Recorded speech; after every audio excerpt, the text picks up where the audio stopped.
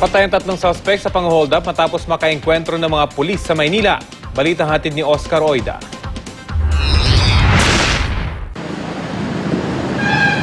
Hindi umubra ang tapang na tatlong suspect sa pang-hold up matapos makipagpalitan ng putok sa mga pulis pasado na sa madaling araw. Sa bahaging ito ng Quiapo Underpass, inabutan pa ng GMA News ang nakabalagtang bangkay ng tatlong suspect.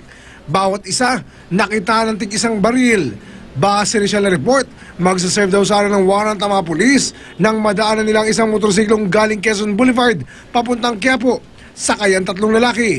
Gano'n na lang umanong gulat ng mga pulis nang bigla silang paputukan ng mga suspect. Papunta na kami sa area ng mga kasalubong yan. Biglang pinutukan yung mga tropa namin. So nagkaroon ng habulan. Pagbaba nga dito, sumemplang lang yung motor kaya inabot sila. Nagkahabulan, nagkabarilan at makaraan ng ilang minuto, napatay na ang tatlong suspect. Kinalaunan, napag-alamang mga suspect sa pang-hold up pala ang tatlo nang lumutang ang dalawang babae na nagsasabing hinold up sila ng mga ito. Kinilala sila ng mga apparently victim nila na hinold up dyan sa may parking recto.